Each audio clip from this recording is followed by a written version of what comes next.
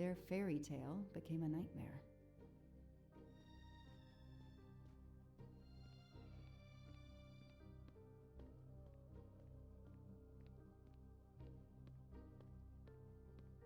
Sympathy and support for the Armstrong family during this difficult time. Thoughtful, but never enough.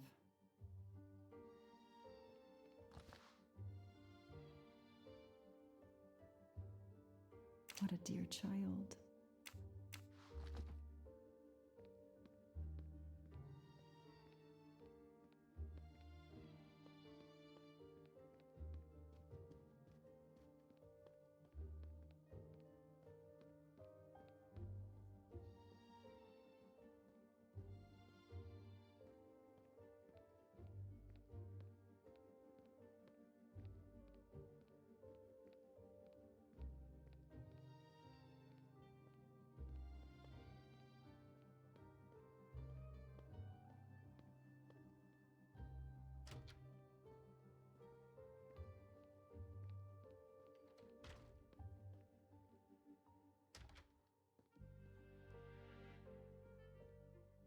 The world through the eyes of a child seems so sweet. A toy castle. When I was a kid, I had a police station and a tiny squad car with a siren that really worked.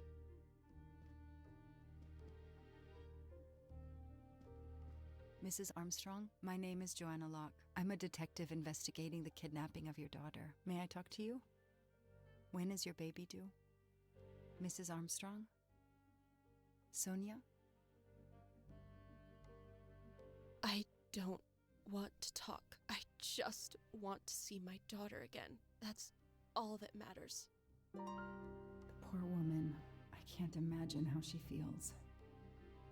And another baby on the way. I want to help, but I'm here to take the nanny's statement, and there are no words I can think of to ease Sonia's pain.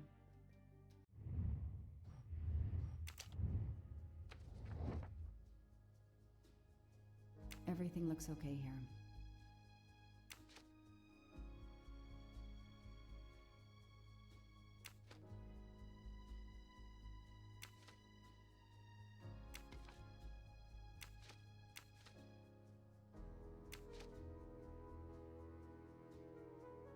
Nothing shocks me here. Everything looks okay here.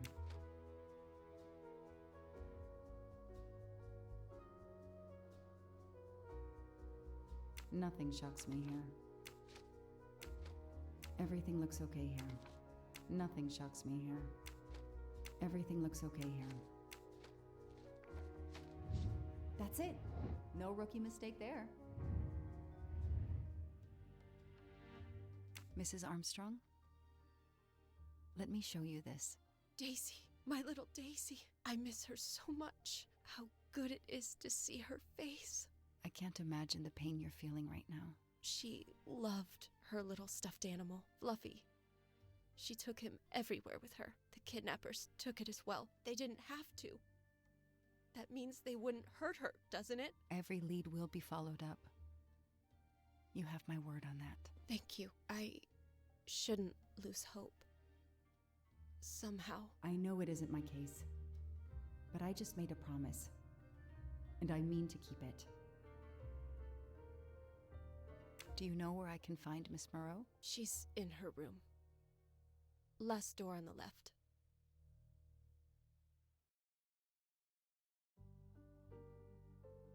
May I come back if I have more questions? Of course. Anything I can do.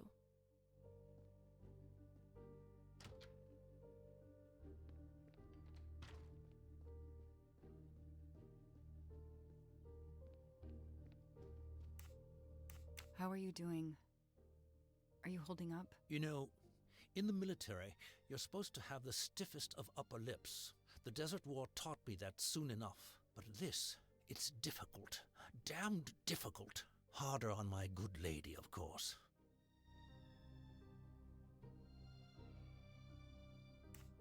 Do you know where I can find Miss Moreau? Her room is upstairs across the hall from Daisy's. She seldom leaves it. I won't be long. Take whatever time you need.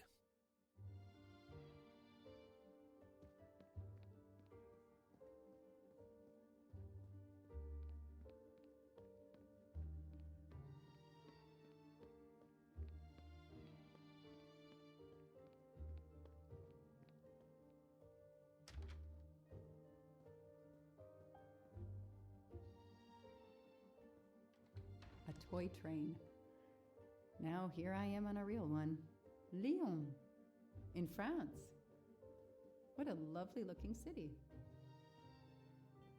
Hello, are you Suzanne Moreau, Daisy's nanny? Yes? I'm Joanna Locke, a detective working on Daisy's case. Is there any news? I'm afraid not. How can I help you? I'm really sorry. I'm afraid I have to take your statement again concerning the evening of Daisy's disappearance. There was a computer problem. Your statement was accidentally deleted. Of course. I want to help any way I can.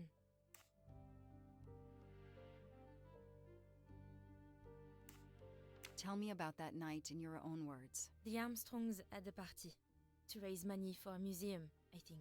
Mrs. Armstrong is on their board. I was in charge of Daisy. I stayed with the little one all evening, playing with her and reading books to her. She couldn't sleep with all the noise and the comings and goings. When did you notice Daisy was missing? I was only gone 5 minutes to phone my mother. She's in the hospital. When I returned, Daisy wasn't in her bed. I thought she might have gone to look at the party, but then I saw the ransom note on her pillow. I screamed and screamed. I couldn't stop. Did you notice anything unusual before that? I was with Daisy all evening. Finally, she fell asleep. I didn't see anyone else or notice anything in particular.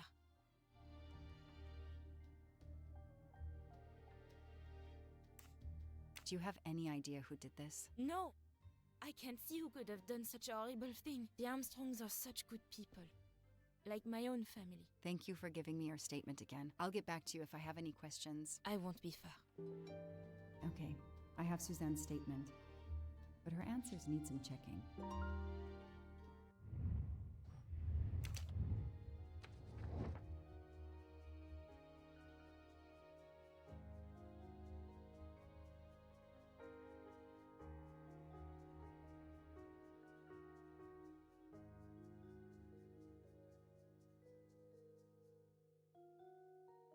This information does not correspond to what Suzanne told me. Suzanne said she left Daisy alone for 5 minutes, but Mrs. Armstrong says she stayed with Daisy for a while and Suzanne did not return.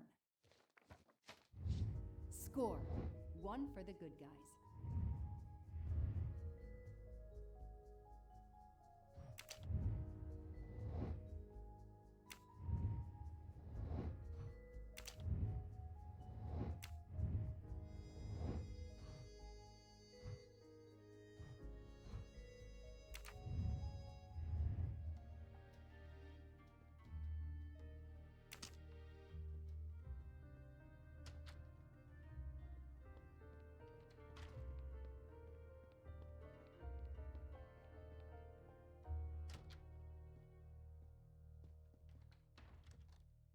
Tell me about the night Daisy was taken, especially anything about your daughter and Suzanne Moreau. Apart from seeing to our guests, I took a moment to check on Suzanne and Daisy in Daisy's room. Suzanne wasn't there, but Daisy was asleep. I sat with her for 10 minutes or so. Suzanne didn't return while I was there, but there's no reason for her to sit there all night when Daisy is asleep. I went back downstairs.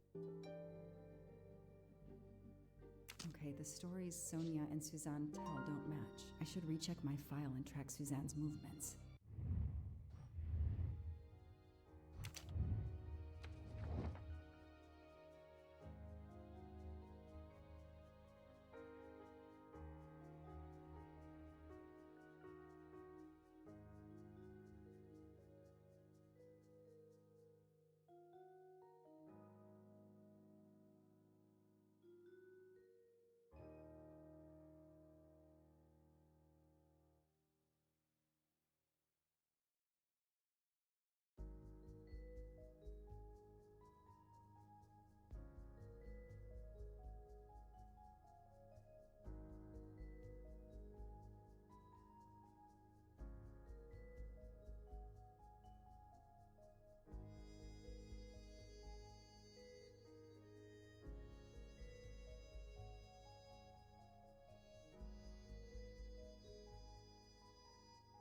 That is not exactly what Suzanne told me earlier. Suzanne was on the phone more than 5 minutes. That is a great detective job.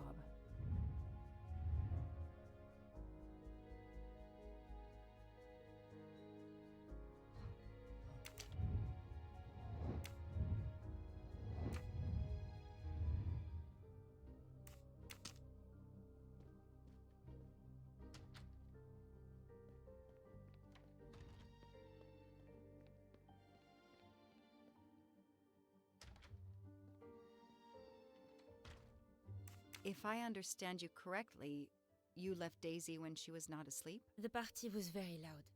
Daisy was too wound up to sleep. I read her a Motley Mule detective story to try and put her to sleep. Daisy finally fell asleep. Right before Motley Mule solved his case in the book I was reading her. I had to make a quick phone call. No more than 5 minutes. But when I came back, Daisy was gone.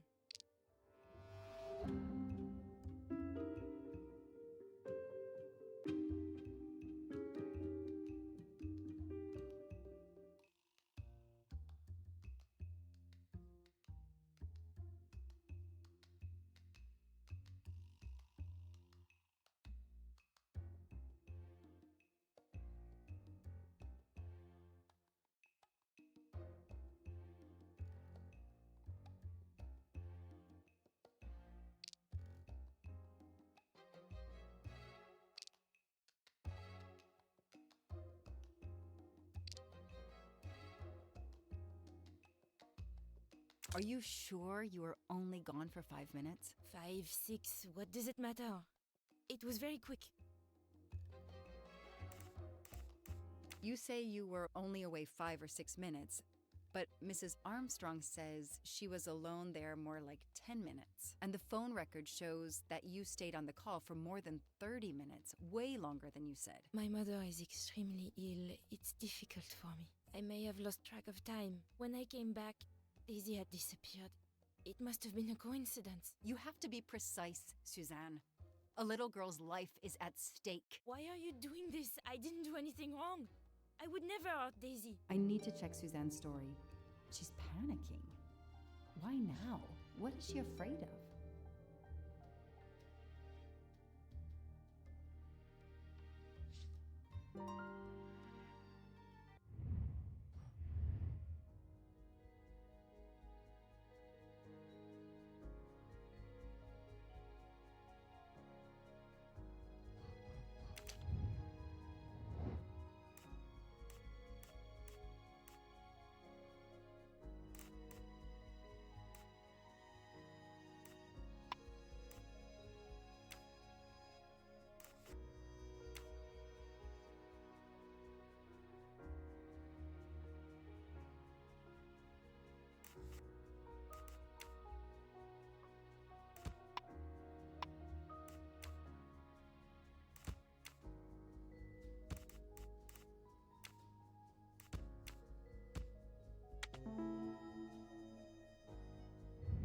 Hey, I'm a pretty good detective after all. The kidnapper places a ladder under the window to Daisy's room. Then he joins the party, just one guest in the crowd. He somehow knows when Suzanne leaves the room, then sneaks upstairs. He opens Daisy's window, carries her down the ladder, and vanishes.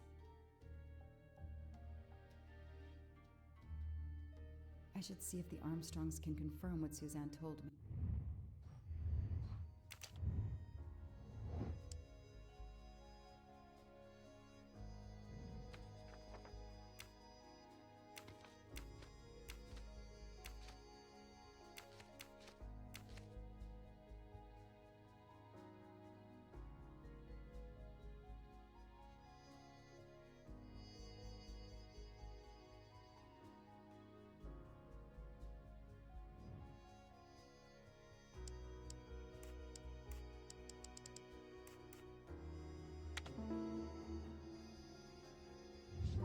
Detective gets it right. The number you have called is not in service at this time. Please hang up and dial again, or contact your service provider. The number Suzanne called is not in service? A hospital?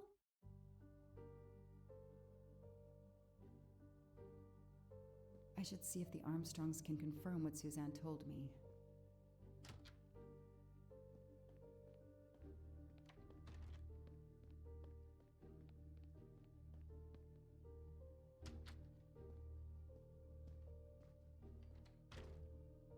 I spoke with Suzanne. She was phoning her mother. That's why you didn't see her when you went to check on Daisy. Yes, her mother. I tried to call the poor woman earlier that week, but the hospital said she's been in a medically induced coma for more than 2 months. Suzanne told me she called her mother, but she would have known her mother was in a coma.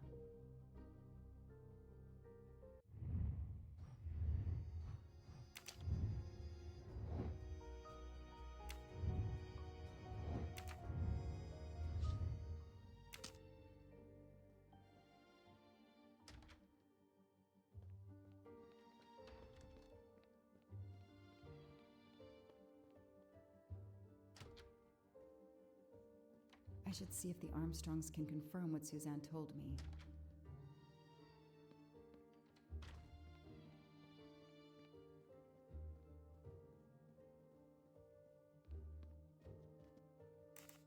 Did you see Miss Moreau during the party? I remember seeing her at some point, but otherwise, no. I was too busy with my guests. Wear the smile, shake the proffered hand.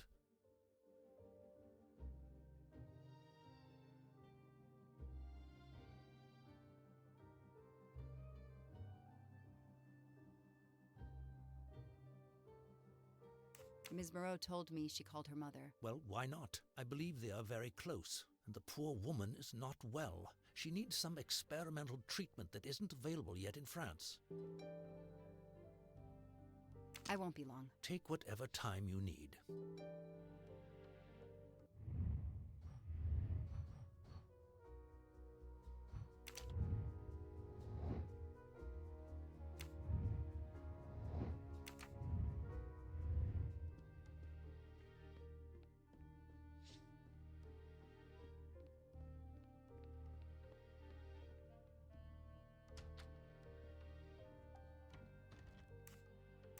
The number you called that night is no longer in service. I don't understand. That's the number the hospital gave me to call my mother's room.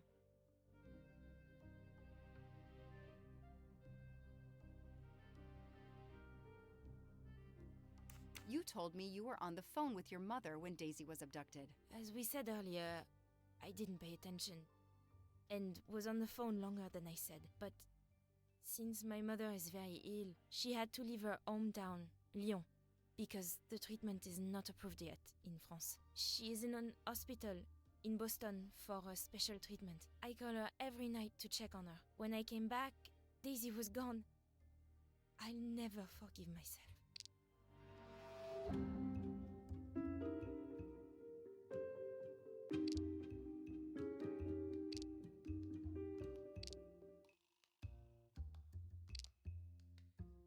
Are you sure you called your mother? Yes, every night since she was admitted in December.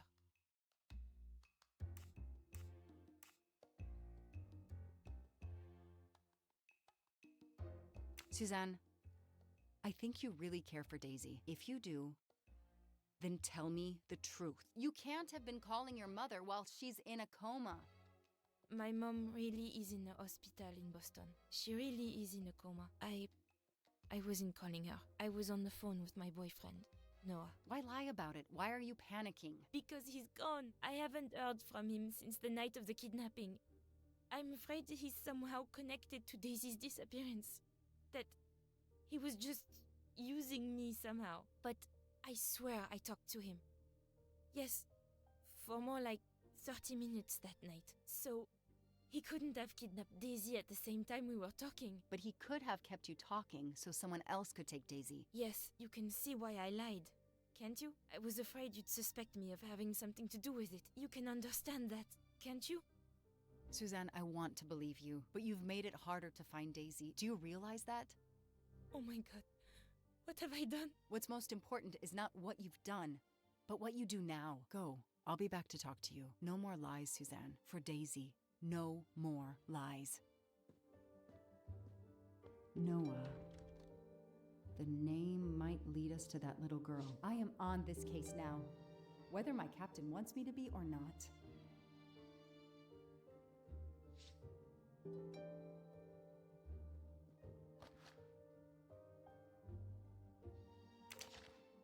A card from the florist. It's signed N.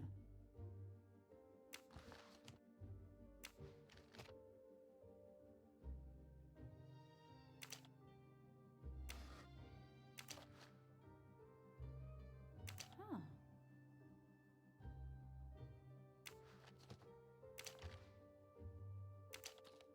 What's in the glass case? Oh, big surprise. Glasses.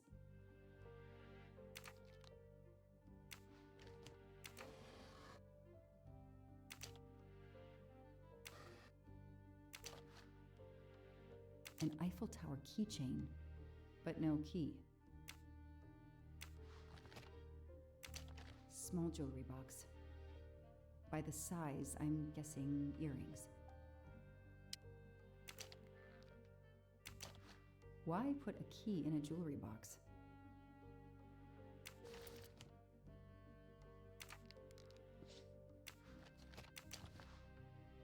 I expect Suzanne must have gone through a lot of tissues these past weeks. I expect Suzanne must have gone through a lot of...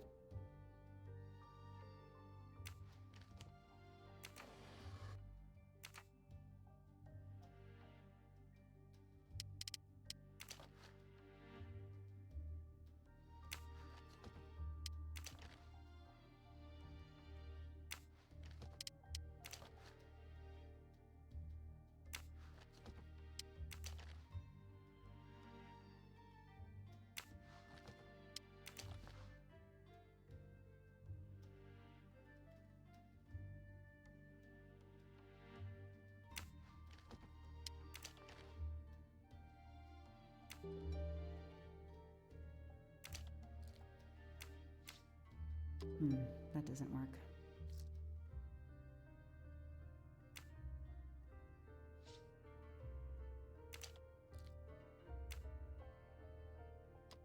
That doesn't work.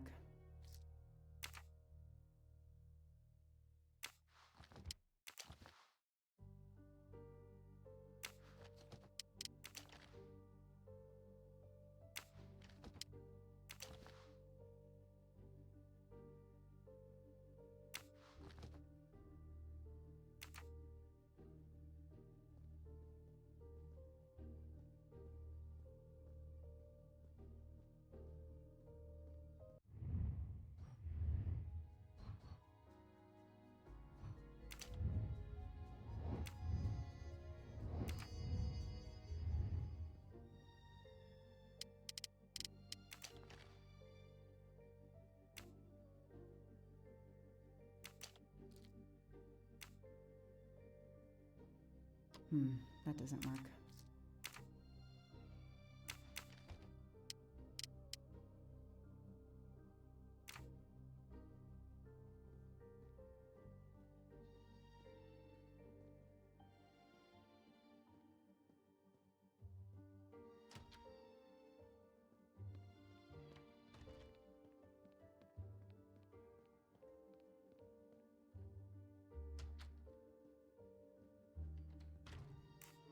Can you tell me anything about Suzanne's boyfriend? I know she dated our chauffeur for a while. There was someone else she'd met recently, but I don't recall his name.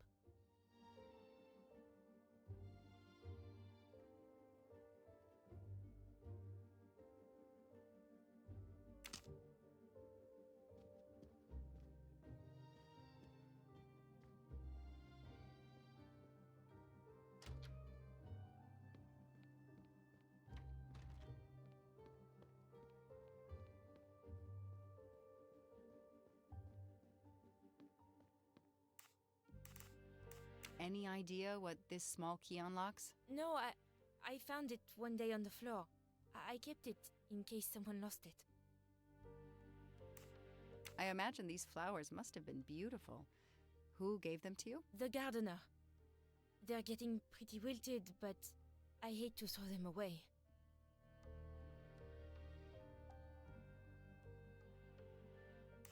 Tell me about your boyfriend. Have you been together long? My boyfriend?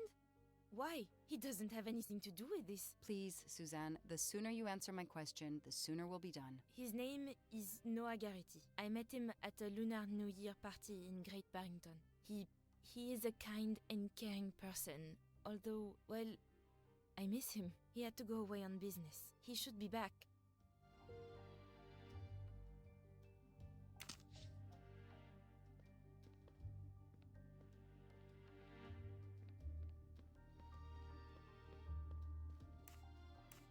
Ms. Moreau told me. Well, why I believe the... Know anything about Ms. Moreau's boyfriend? Her boyfriend? I know she went out with someone for a while there. More recently, I saw a man in a 4x4 who would pick her up on her nights off. He never got out of his car, just waited for her. She did seem to spend more time than usual on the phone these past few weeks, but she worked hard. We weren't going to begrudge her what free time she had. Since the abduction, she keeps pretty much to herself. I won't be long. Take whatever time.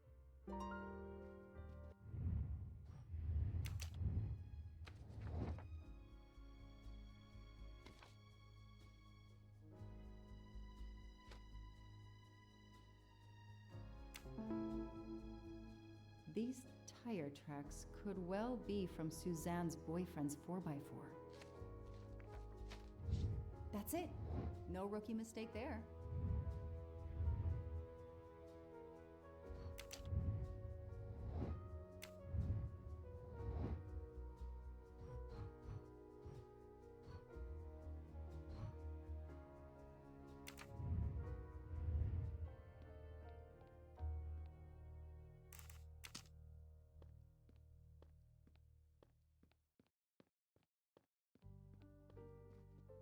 I won't be long. Take what...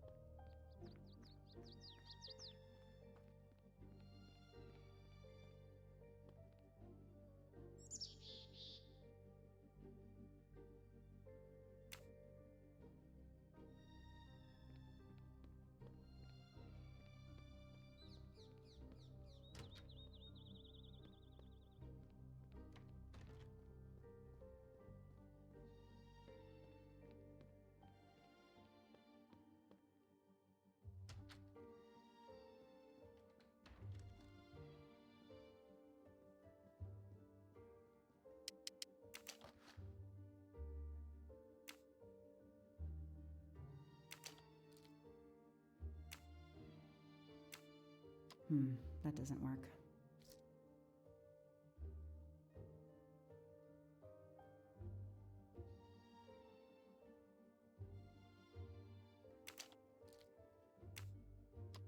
That doesn't work.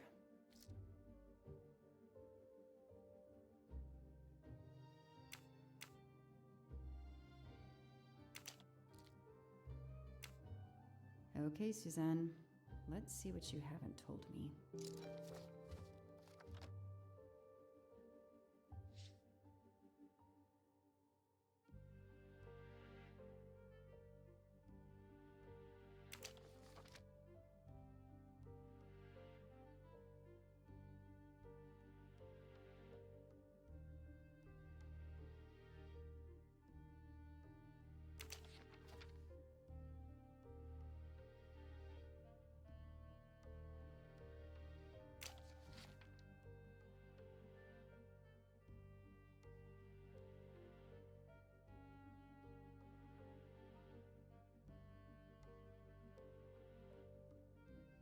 I can see why Suzanne didn't tell me everything about this, Noah. It's clear when he disappeared that she realized something was very wrong.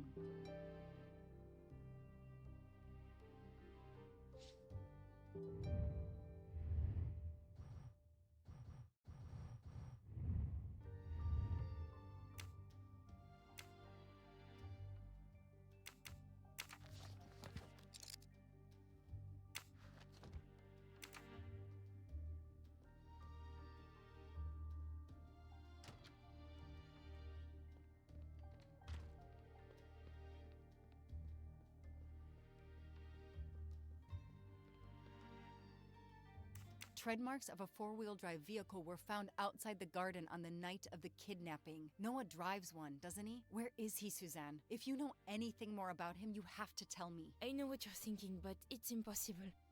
He was very nice to me. He never did anything to make me suspicious. We went out to eat, to the movies. Just like a normal couple. He's not the only man in the Berkshires who drives that kind of car.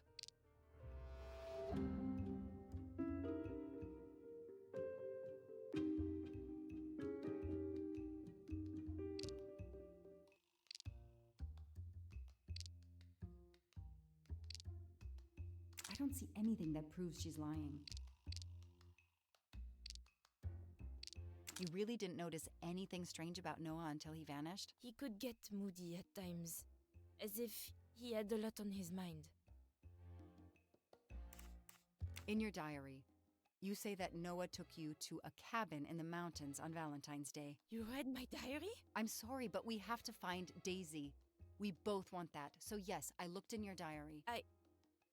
You're right. He took me to a cabin in the woods. I waited for him in the car. He came out after a few minutes. He was very sweet and apologetic, but he never explained. We went back to the restaurant for dessert. Did you ever go back to the cabin with him? No, never. So what made Noah drive all the way to a cabin in the middle of nowhere? He left her in the car. Why was he there?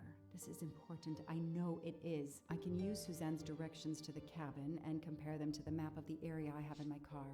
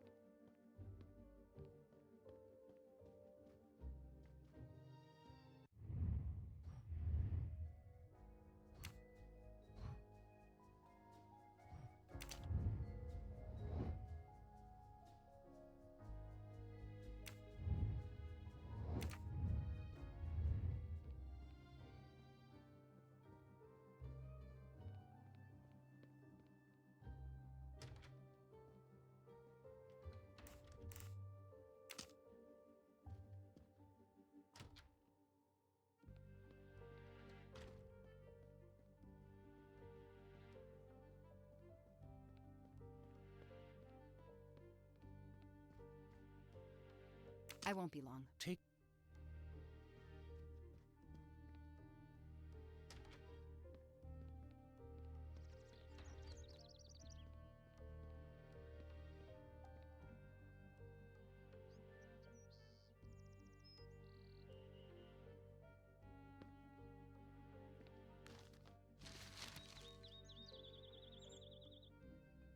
Thanks to the information Suzanne gave me, I should be able to find the cabin on this map.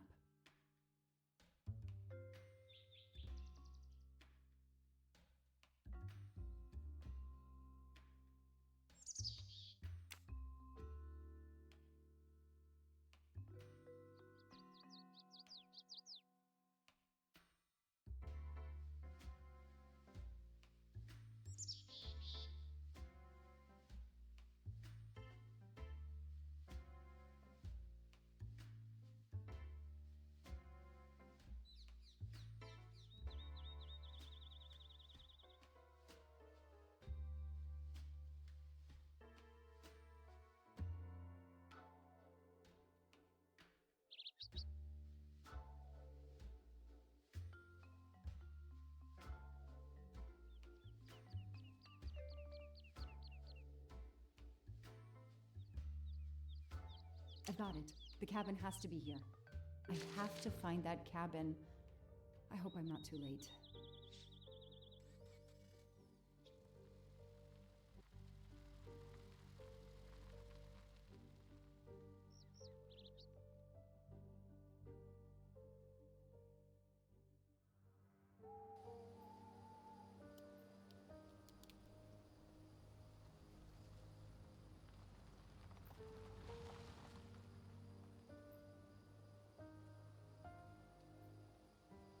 Okay, here is this famous cabin.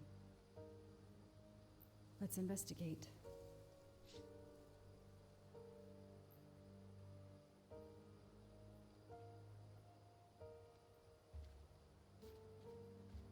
Noah brought Suzanne to this dump on Valentine's Day? What a romantic. That barrel is sturdy enough. I could climb on it.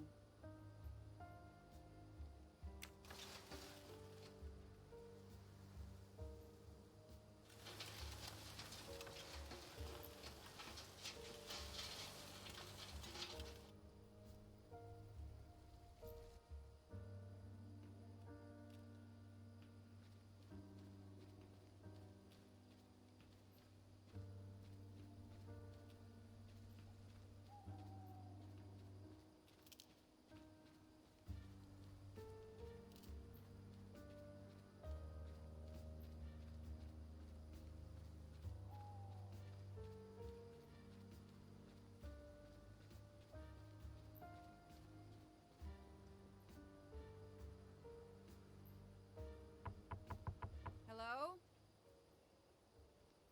Is anyone there? Nobody. I can't just waltz in without a warrant.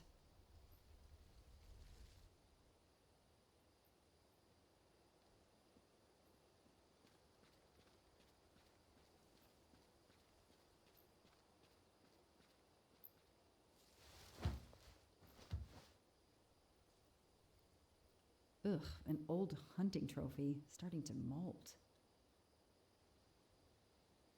Empty wine bottles. Somebody has been here lately. It's Daisy's plush toy. If Fluffy is here, the kidnapper has been here. I have to get inside this cabin.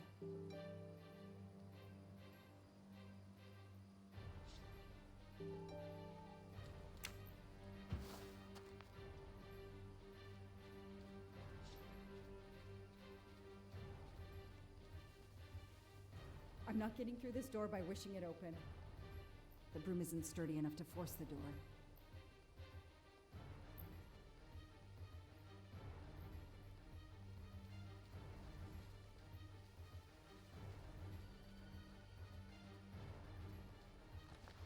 A maul for splitting wood. Perfect for attacking doors.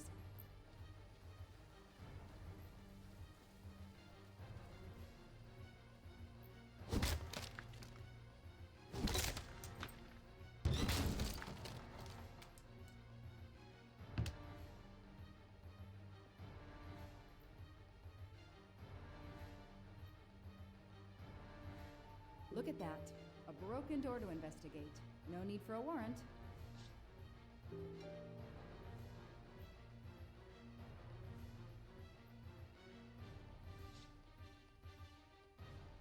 Some people seem to have played here before.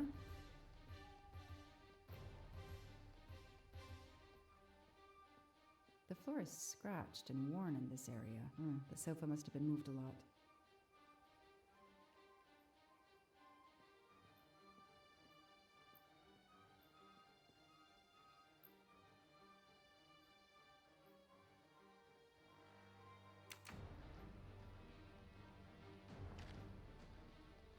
That's a woman's hairbrush. Did Suzanne actually come in here after all?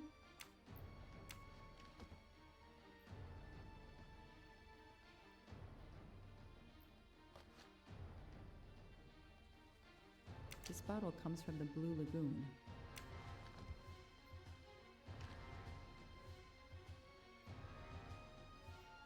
It's Fluffy, no doubt about it.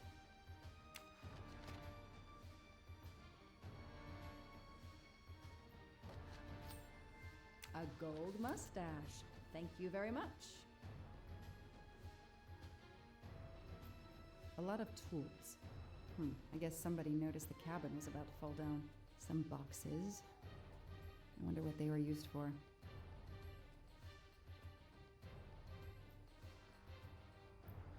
The stove is cold. Nobody's been here recently.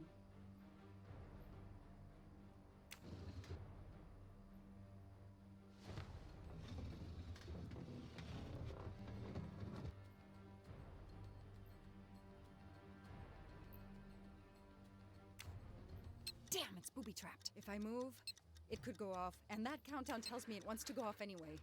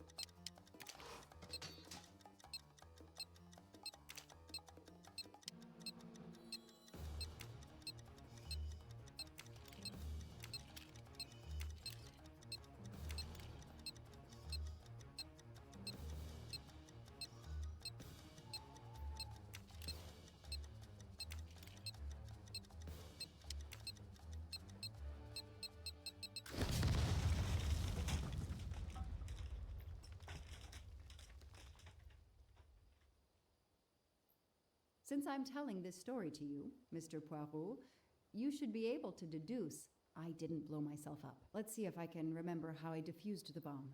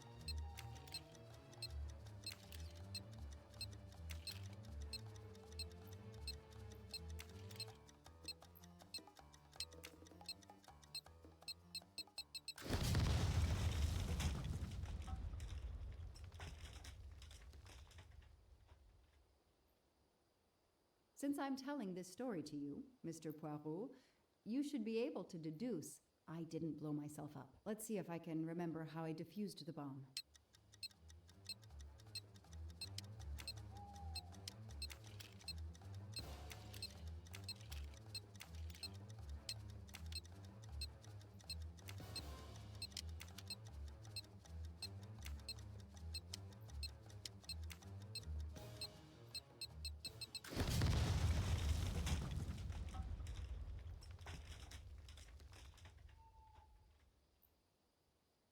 Since I'm telling this story to you, Mr. Poirot, you should be able to deduce I didn't blow myself up. Let's see if I can remember how I defused the bomb.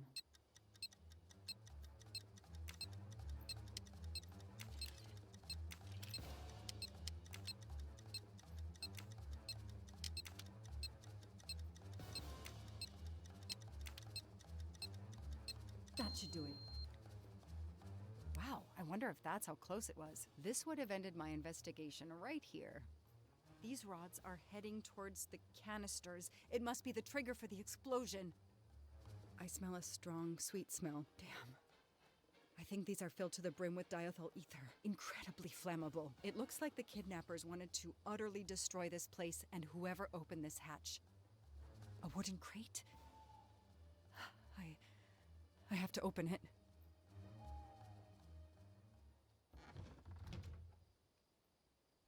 Oh no. Daisy.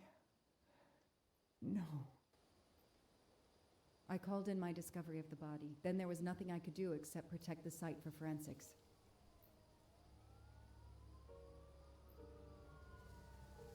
The forensics team arrived an hour later, cordoned off the cabin with crime scene tape, and went to work, looking for physical evidence, fingerprints, testing for fluids, DNA, any clues science can uncover.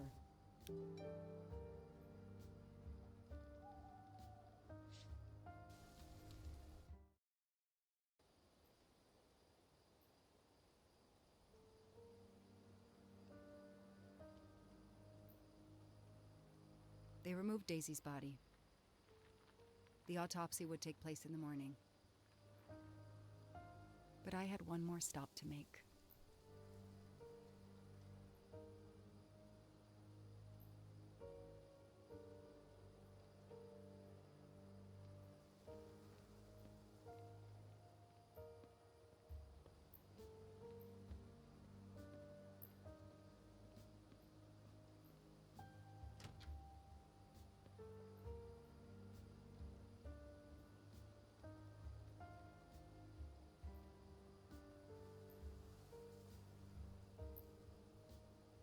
Oh no!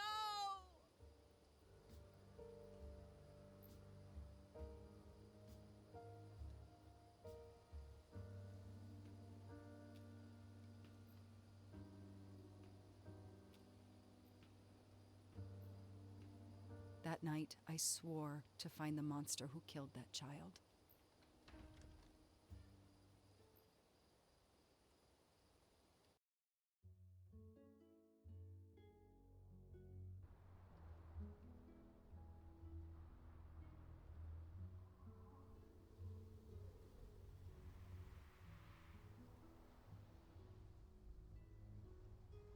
Ratchet on train saw me? How? Daisy.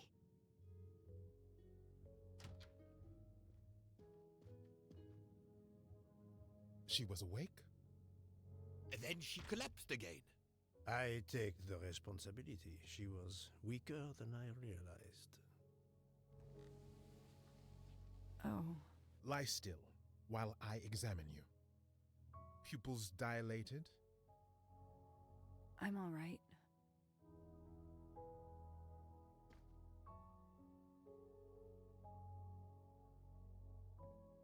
You are far from all right. You have been heavily sedated. Your pulse is very weak.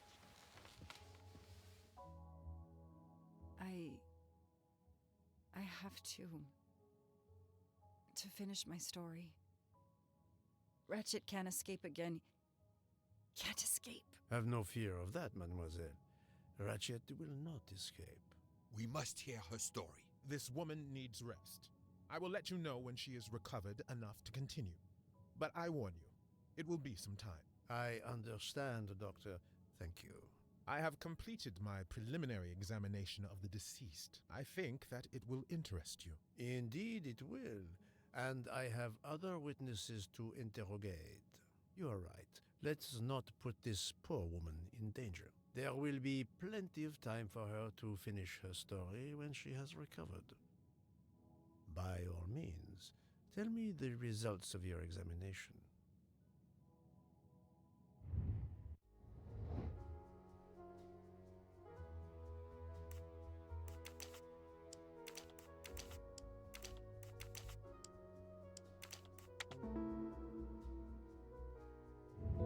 My little gray cells did not let me down.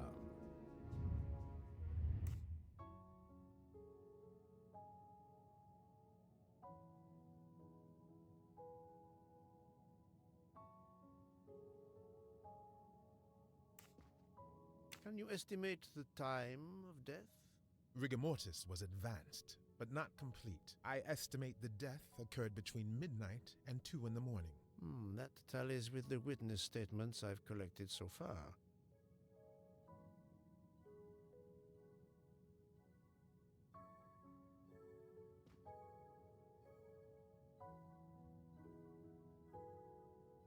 What is the cause of death? Multiple stab wounds to the upper torso. It's odd there are no signs of a struggle. That might indicate one of the first wounds was enough to kill him. It seems that Monsieur Ratchet had taken sleeping pills during the night. Ah, that would explain the lack of defensive wounds.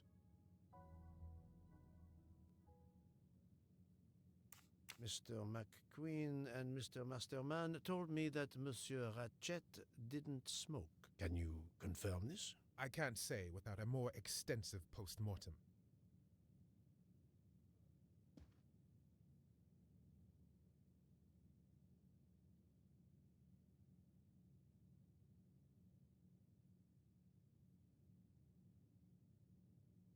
What can you tell me about the stab wounds? I counted 12 in all. 1 or 2 are so slight as to be practically scratches. On the other hand, at least 3 would be capable of causing death. The angle of the wounds is instructive. Most appear to have been struck by a right-handed person.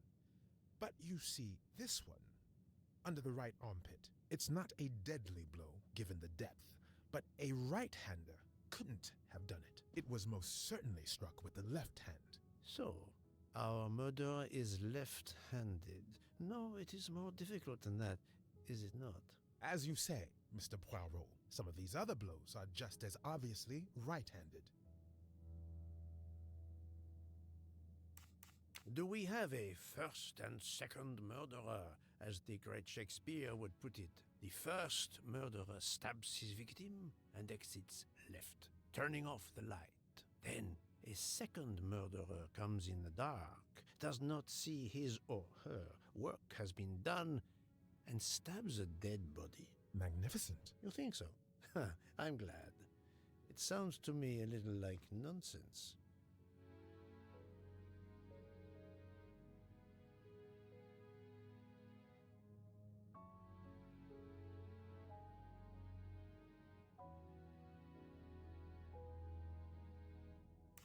Thank you, Doctor. Excellent work under difficult circumstances. Please let me know when I may speak again with Mademoiselle Locke. Of course.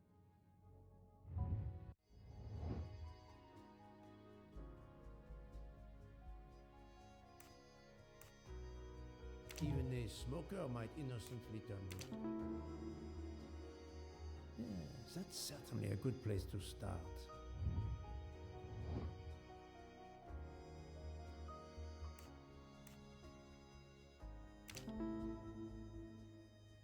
Yes, I have personally seen some passengers smoking. I just have to remember who they were.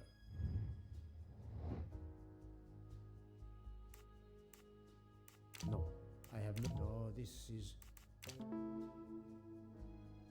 Yes, I suppose it's likely they will give me the list of who smokes what. That was easy.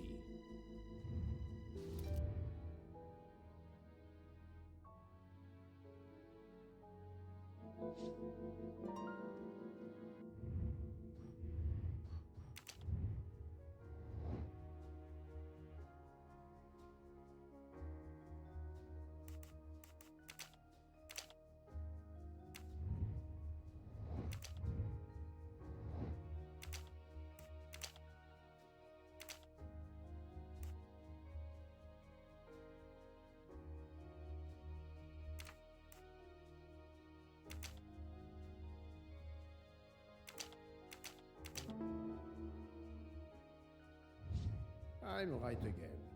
That happens to me a lot.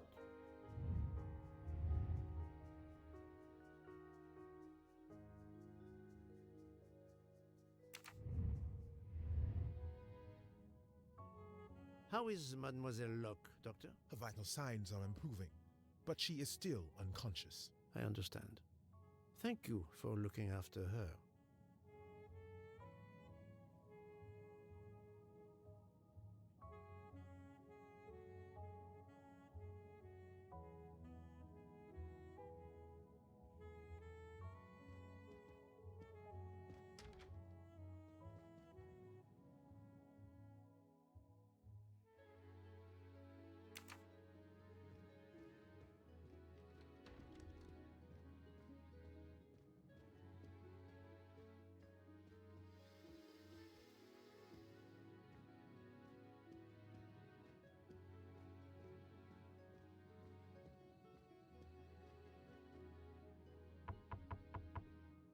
Captain Arbuthnot, I beg your pardon, but could you answer a few questions for me? I'm grateful you found my ticket, Poirot, but now is not convenient.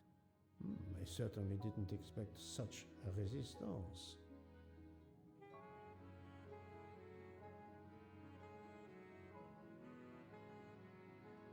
I need to be sure before accusing the captain.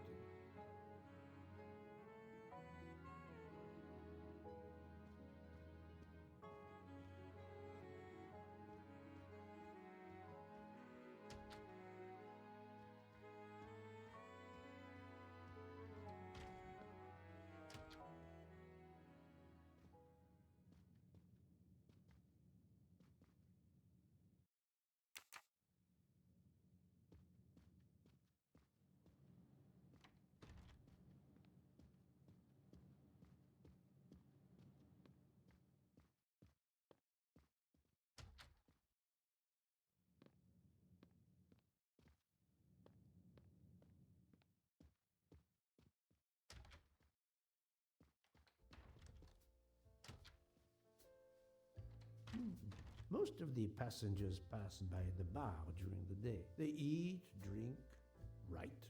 Maybe I can use this information for my investigation.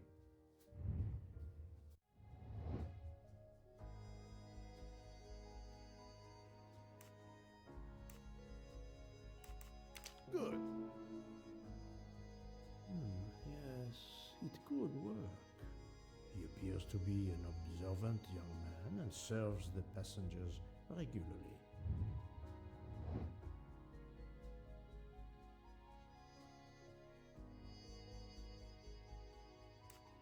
Good job.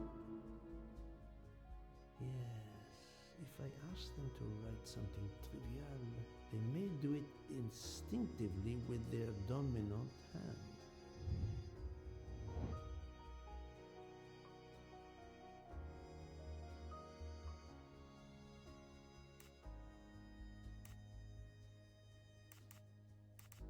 Right. Yes, I will remember which people use their right or left hand. I'm right again. That happens to me a lot.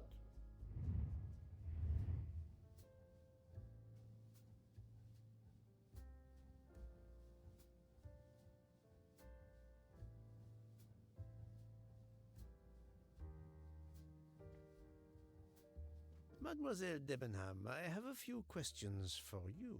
Of course.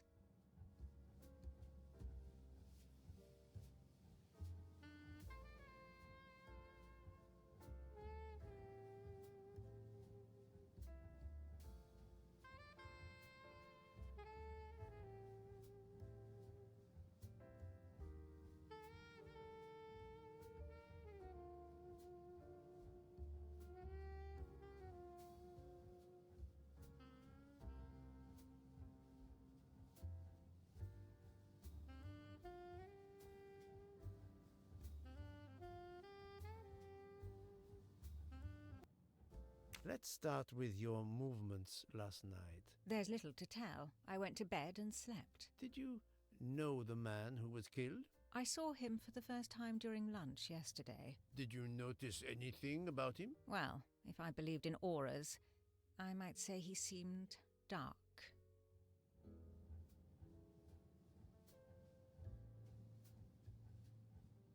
Would you mind writing your address on this paper for me? Not at all. That's it. Mademoiselle Debenham is right-handed. Do you recall what time Mademoiselle Olsen went to get some aspirin from Madame Hubbard? I remember glancing at the clock. She left our room just after 10:30 p.m. Was she away for a long time? About 5 minutes. That confirms what Madame Hubbard told me.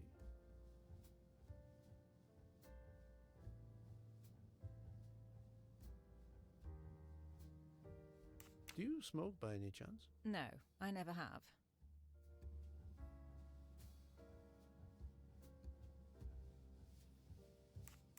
Do you own a scarlet nightgown? No, it isn't mine. Whose then? I don't know. What do you mean? You do not say, I have no such thing. You say, it isn't mine, meaning that you know who it belongs to, am I correct? Oh, I see. No. I woke up this morning about 5 a.m. with the feeling that the train had been standing still for a long time. I opened the door, and I saw someone in a scarlet kimono some way down the corridor. Her back was turned. It was impossible to see who it was. I understand.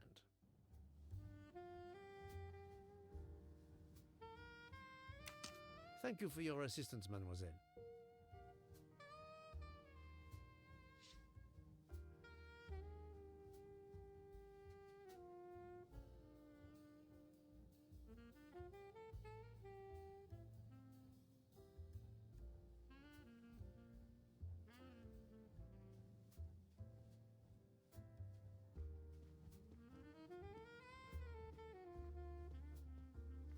Mademoiselle, I am sorry to disturb you, but I need to ask you a few questions. Are you the investigator? I am. We are lucky you are on the train. What do you want to know? I hear, mademoiselle, that you were the last person to see the murdered man alive. I do not know. It may be so. I opened the door of his compartment by mistake. I was much ashamed. It was a most awkward mistake. You actually saw him? Yeah, he was reading a book. And what did you do after that, mademoiselle? I went in to the American lady, Mrs. Hubbard. I asked her for some aspirin, and she gave it to me. I usually carry extra aspirin for the refugees, but I gave mine to a camp in Turkey. They needed it more than me.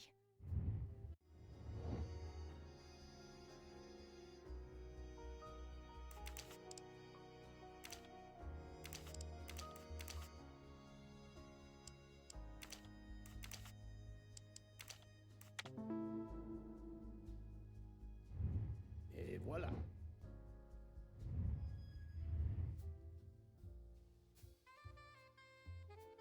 Did Mrs. Hubbard ask you whether the communicating door between her compartment and that of Monsieur Ratchet was bolted? Yes, And was it? yes. And after that, what did you do? After that, I went back to my compartment, took the aspirin, and lay down. That was around 10:50 p.m. Is there anyone else in your compartment? Yeah, a young English lady. Very nice, very amiable. After the train left Vinkovsky, did she leave the compartment? No, I am sure she did not. Why are you so sure, if you were asleep? I sleep very lightly. I am used to waking at a sound. I am sure that if she had come down from the berth above, I should have awakened. Did you yourself leave the compartment after that? Not until this morning.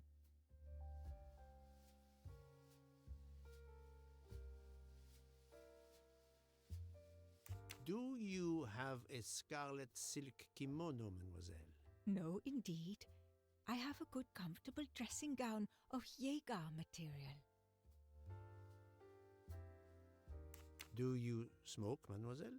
No, I can't stand the smell of tobacco. Perhaps you will be so amiable as to write me down your address. With pleasure.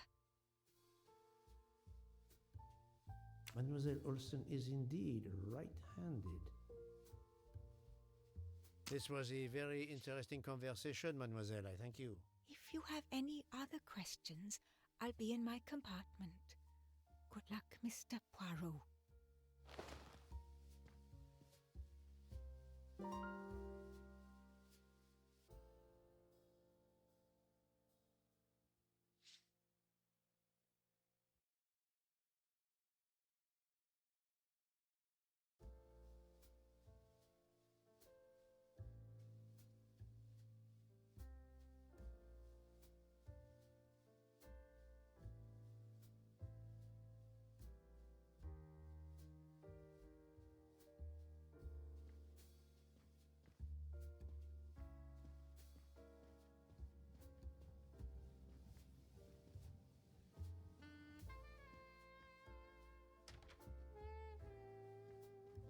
I'll observe her instead.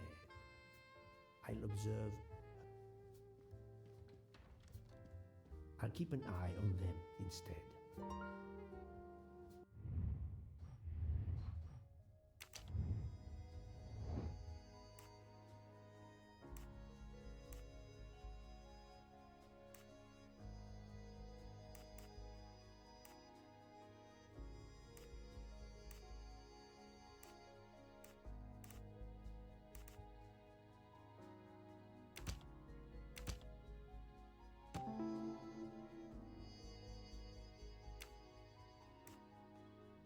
Strange, this story.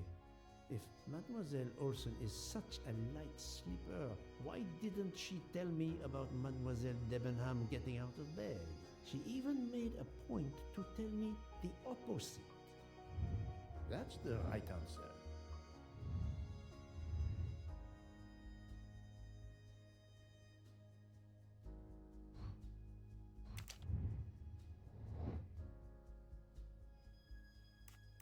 Nice.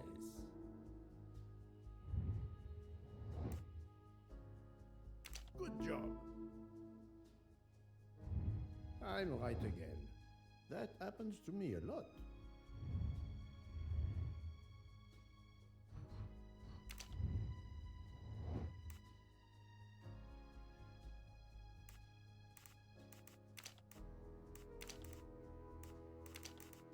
No, not good.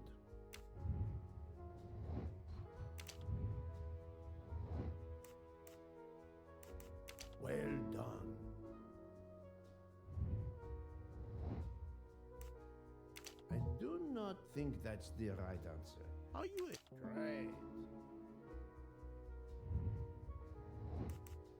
I do not think that's the right answer. I must admit I'm not right this time. Right.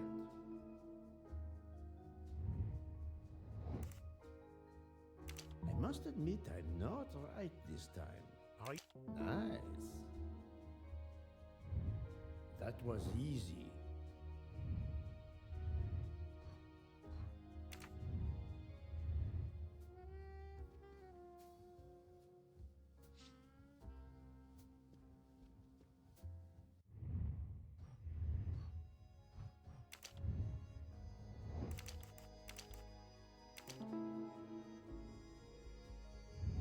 Et voilà.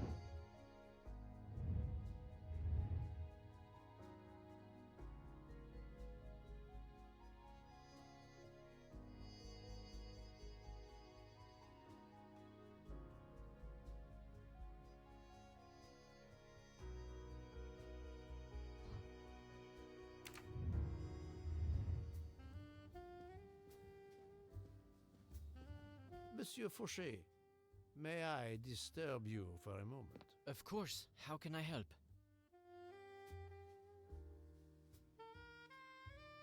It is, of course, about the murder of Monsieur Ratchet. Can you tell me your movements last night? I understand. Yesterday evening, I took a break at Vinkovsky station with Hotaru. We then went to our quarters in the staff accommodations, a section of the luggage car. Freya was there, reading, and I went to bed right after. Freya is there now, I think, and Hotaru is in the kitchen. They can verify my story. What time was this? 11:30 p.m. or a bit after. The snow is beginning to fall heavily. I see. Thank you.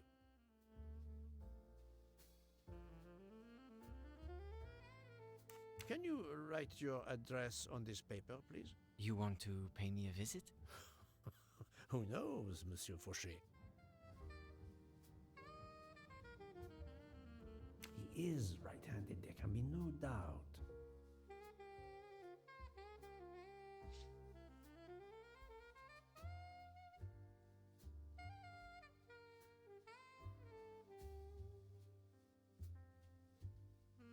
Are you a smoker? I'm trying to quit, but yes. I'm now down to just one pack of cigarettes a week. If you're looking for a heavy smoker, you should talk to Hotaru.